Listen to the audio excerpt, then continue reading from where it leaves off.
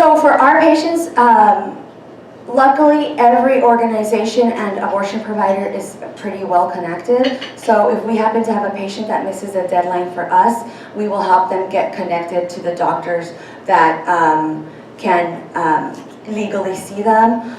Some of the times that's meant getting our folks connected, our patients sent over to Colorado. Currently, I believe there are only 3 abortion providers that can serve patients past 24 weeks. And so this happens because a lot of the time these were intended pregnancies that were found to be non-viable, and we don't want our patients to go through the trauma of having to go through a live birth, so we will go forward and help connect them to the physician that they need.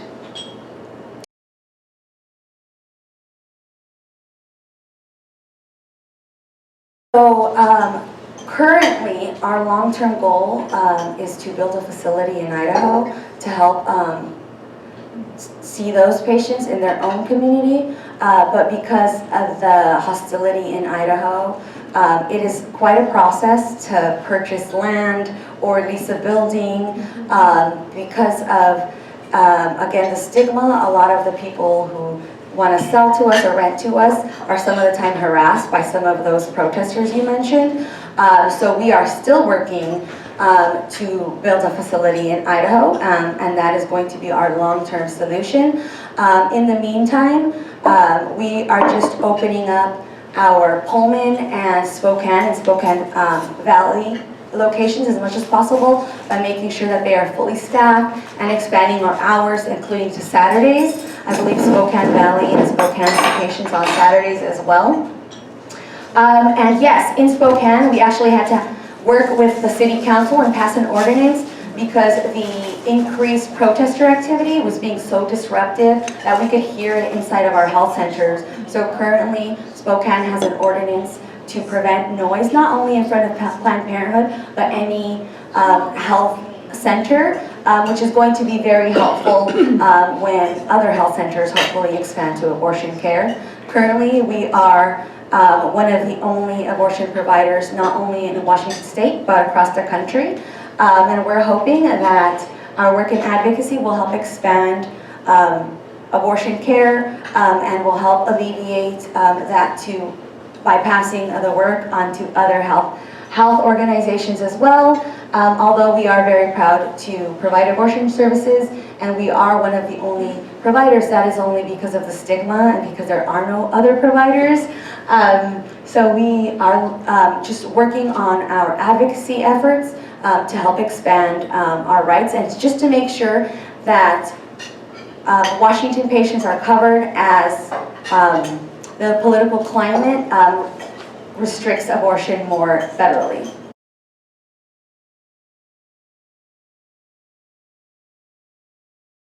Both. We allow our supporters to donate either to the national organization. So Planned Parenthood Federation of America is our umbrella organization. If you donate directly to PPFA, they keep 50% and they give 50% to your local affiliate. But our supporters can actually opt to donate directly to our affiliate as well as any individual affiliate in the state.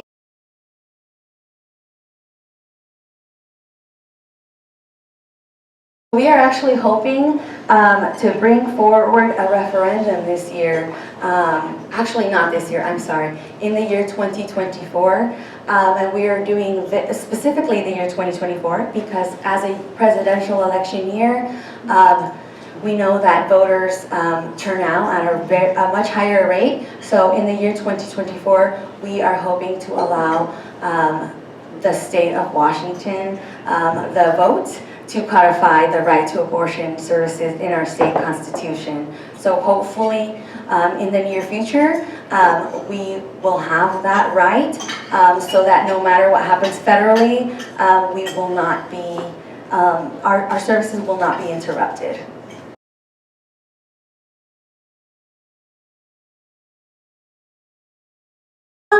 Not necessarily.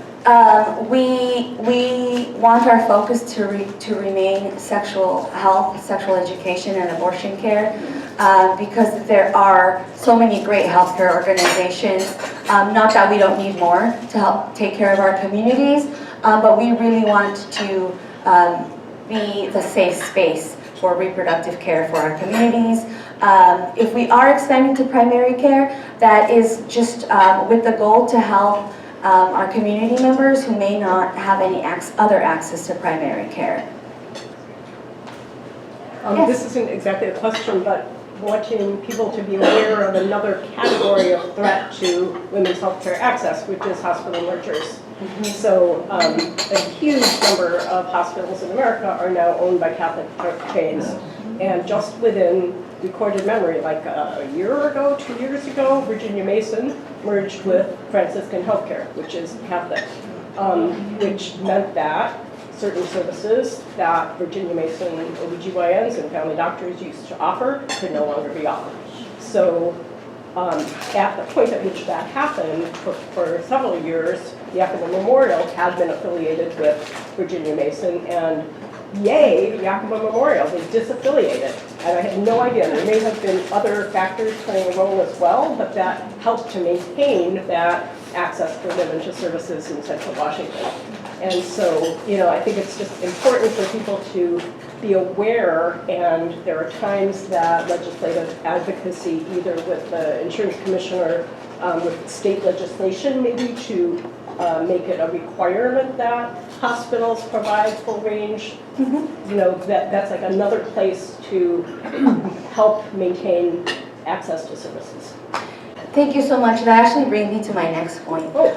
During this next legislative session, which is scheduled to begin in January, we are going to be supporting a bill that was actually introduced this year but wasn't able to make it through, which limits hospital mergers. I believe right now over 75% of hospitals in the state are religiously affiliated, which does interrupt services which include birth control, abortion, as well as miscarriage management and end-of-life care. So this bill introduces more government oversight on those hospital mergers, requiring kind of a time for public comment. It also requires the hospitals to inform the community before it happens, so then they can gather and give their input before anything happens. It also creates a committee based that is made up of doctors, not only hospital leadership. So that's going to help limit the services, hopefully, that they remove. We're also supporting a bill to help with data privacy for our patients, because we know that data has been a big, it's been a big issue with everything being hacked and breached. So we want to make sure that our patients' information is always remains private. We're also hoping to introduce legislation to keep our crisis pregnancy centers accountable. A lot of the time, crisis pregnancy centers are federally funded, and they provide a lot of care and stigma that is not aligned with Planned Parenthood's vision. So we are hoping that we can help regulate them more as a medical facility, since that is the type of service they claim to provide. Yes. Yes. Help. And let me see. And I think that's it. So if any of these future bills interest you, please let me know. We are hoping to either schedule a day to visit Olympia as Planned Parenthood supporters, and when that happens, we provide transportation via a little bus, so nobody has to worry about driving or the weather. We make the appointments to see all our representatives, and we just want our supporters to show up with their stories, because we provide all of the numbers to our representatives about how family planning actually saves them money in the long run, but it's really your personal stories that help us get the point across and really humanize our issues. and help our representatives know that these issues are connected to real people, and that will be happening in February or March of this year. So we're always looking for supporters in our community, so let me know. I just wanted to make the point that 2 or 3 years ago, when there was a Planned Parenthood funding fight at the state, I personally contacted our local representatives, and their response at the time was, if Planned Parenthood had to reduce its services, that the local providers would take up the slack. And we did a little phone survey of who was taking new clients, and there were a lot of restrictions. Many weren't taking new clients, some were taking new clients but they couldn't have Medicaid or Medicare, some were taking new clients but they couldn't be chronically ill. And I'm wondering if you have that information in the areas that you currently have clinics, so you can back up. That's not a good backup plan, because it wouldn't necessarily work. Of course, we keep track of all of our services, and we do send information to our representatives. Oh, is that me? No, I don't. But unfortunately, we cannot make them read that information, which is why we prefer that our supporters visit our representatives, whether it's been virtually like it has been the last few years because of COVID, or in person. But that is very important, which reminds me of a really great initiative we had a few years ago. I believe it was 2017. Our state was only reimbursing us for what we call LARC, which stands for long-acting reversible contraception. So that would be the IUD, the Implanon, which lasts anywhere from 3 to 9 years.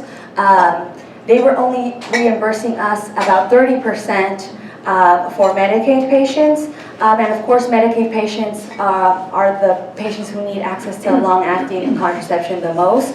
And we were able to collect thousands of stories and visit our representatives in Olympia. And that year, the legislation actually voted to increase reimbursement for LARCs, so that goes to show how your voices and grassroots efforts really impact the services that are provided to our communities. Has the eastern side clinics seen an influx now of Idaho, Montana women? Yes, as soon as we started seeing an increase before Roe v. Wade was even overturned, because a lot of the misinformation that's floating out there. And so we saw an increase to our Spokane and Pullman locations from Idaho pretty immediately. And we've also seen patients from as far as Texas, because they happen to have family here. It was actually easier for them to come here and receive their abortions here than in their home state of Texas, which is very unfortunate. So we have seen a huge increase of patients. Yes? Is there any financial support for a woman that would have to travel to a different state to get a... Yes. So again, we have started our affiliate has started what we call a hospitality fund, along with a coordinator, so that anyone who's coming from another state has help with transportation, food vouchers, hotel stays, and we connect with, I think it's called the Washington State Abortion Network, and they are an even larger organization that helps with move patients around with other states and within the state as well. A lot of the time it is easier for them to contact that organization because they're not protected by HIPAA, which we are. So a lot of our community members ask if they can help shuttle our patients from the clinic to their hotels or back home, but unfortunately because of HIPAA and us having to protect their identity, we cannot, but this Abortion Access Network can, because they are sought out directly by the patient with help from organizations like us who refer them. Is that a new organization that's responding? They've been around for quite some time, but they have kind of exploded recently because of the restrictions.